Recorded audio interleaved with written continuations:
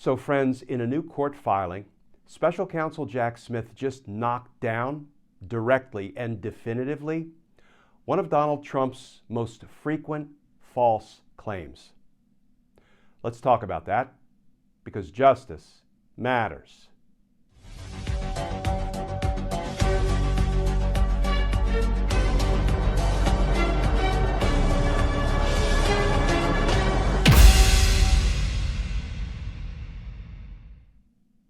Hey all, Glenn Kirshner here. So friends, Special Counsel Jack Smith's team just submitted multiple court filings, destroying, eviscerating each and every legal claim Donald Trump's lawyers offered for, why the case against their client should just be, dismissed. Let's start with the new reporting. This from Kyle Cheney of Politico. Headline, Alone in American History. Prosecutors urge judge to deny Trump's bid to dismiss D.C. charges. And that article begins, Special Counsel Jack Smith argued Monday that Donald Trump's bid to subvert the 2020 election was far from a case of misplaced advocacy or constitutionally protected speech, and he urged the federal judge presiding over Trump's Washington, D.C. trial to sweep aside Trump's bid to sanitize his conduct. Quote, the defendant attempts to rewrite the indictment, claiming that it charges him with wholly innocuous, perhaps even admirable conduct, sharing his opinions about election fraud and seeking election integrity, wrote Assistant Special Counsel James Pierce, when in fact it clearly describes the defendant's fraudulent use of knowingly false statements as weapons in furtherance of his criminal plans. In a 79-page filing, Smith's team articulated its clearest case yet for Trump's prosecution, repeatedly characterizing Trump's false claims of election fraud as knowing lies aimed at defrauding election officials, from secretaries of state and governors to his own vice president, Mike Pence. Smith also indicated he intends to introduce evidence in Trump's March trial that Trump stoked the January 6, 2021 riot at the Capitol and then used it to further his efforts to derail Congress's proceedings that day. Prosecutors say they will rely on Trump's promise to pardon many of the rioters, his description of January 6th as a beautiful day, and his decision to record a song with some of the violent offenders imprisoned in the Washington, D.C. jail. The filings were a rebuttal to Trump's own efforts to dismiss the indictment, which charges him with mounting a sweeping campaign to pressure state and local election officials to throw out Joe Biden's victory in closely fought swing states. That campaign of deceit, they say, continued with Trump's efforts to assemble false slates of presidential electors, which Pierce contended were meant to merely provoke the pretext of a controversy when Congress met to count the votes on January 6. Quote, the defendant stands alone in American history for his alleged crimes, Pierce wrote. No other president has engaged in conspiracy and obstruction to overturn valid election results and illegitimately retain power. So, in this recent round of litigation, Special Counsel Jack Smith and his team submit multiple court filings, the longest of which is 79 pages. I'm not going to go through all of the filings, but I do want to highlight a few of the attacks that Donald Trump's lawyers make, urging the judge to just dismiss the entire case outright, and how Jack Smith's team responds to some of those attacks. One of the early attacks is Trump's lawyers claim there is some deficiency with the lead criminal charge brought against Donald Trump, one of the lead charges. It is a conspiracy to defraud or commit crimes against the United States, what we call a 371 conspiracy, because that's the code section. 18 United States Code, Section 371. And here is what Jack Smith and his team does with that argument. The defendant argues that the indictment fails to allege a conspiracy to defraud the United States, which makes it unlawful to conspire to obstruct a government function of the United States through deceit.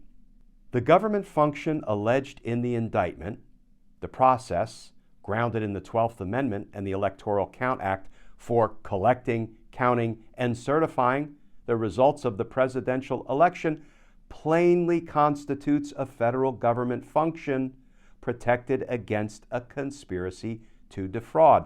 Indeed, the defendant does not dispute that this process is a federal government function for purposes of Section 371, the conspiracy to defraud. Instead, the defendant argues that the indictment fails to allege that he intended to use deceit to obstruct that uncontested function. He is wrong.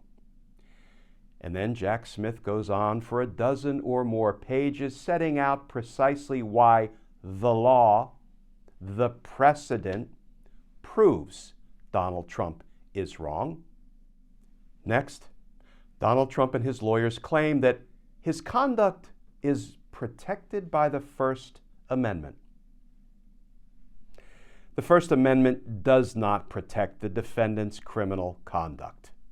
The defendant argues that the First Amendment requires dismissal of the indictment. The First Amendment does not protect fraudulent speech or speech otherwise integral to criminal conduct, particularly crimes that attack the integrity and proper function of government processes. The defendant's arguments are based on an inaccurate and self-serving characterization of the charges, and his motion should be denied. And then, not surprisingly, the filing goes on for a dozen or more pages setting out the law, the case law, the precedent, proving that Donald Trump's claim that his conduct is protected by the First Amendment is meritless. And then, friends, Donald Trump and his lawyers claim that some contorted reading of a combination of the impeachment clause and the double jeopardy clause means that his case should just be dismissed. You know, frankly, that claim is too stupid to spend much time on, but Jack Smith had to spend time on it. Neither the impeachment judgment clause nor the double jeopardy clause precludes criminal prosecution here. The defendant argues that the impeachment judgment clause and the double jeopardy clause foreclose his criminal prosecution in this case because of his impeachment by the House, followed by his acquittal by the Senate. Those arguments are entirely meritless. I would go so far as to say frivolous, baseless, and absurd. But of course, Jack Smith had to go on again for more than a dozen pages to explain why the case law indicates that Donald Trump's arguments are meritless, baseless, frivolous. And friends, let me finish with this one. This actually comes from one of the other court filings. It is the government's opposition to defendants Trump's motion to dismiss for selective prosecution and vindictive prosecution. Now, these claims are too frivolous to even spend much time on. I actually teach the doctrines of selective prosecution and vindictive prosecution to my criminal justice students at George Washington University.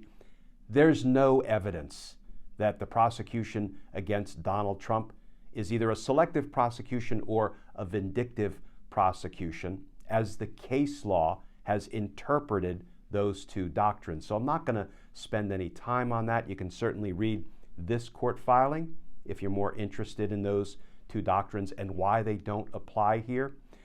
But here's what I like. In this motion, Jack Smith directly, definitively takes on something that Donald Trump claims incessantly. It's some of Donald Trump's standard BS. He has said any number of times, Joe Biden is directing this prosecution against me. This is Joe Biden's prosecution. And he uses that in an effort to make out a vindictive prosecution claim. Well, here's what Jack Smith said in response to that, repeated false refrain from Donald Trump and Donald Trump's lawyers. He says, the defendant's theory is that the incumbent president, President Biden, directed the defendant's prosecution to defeat him in the next election. The defendant fails to bring forth any evidence to support this claim. That is because there is no such evidence.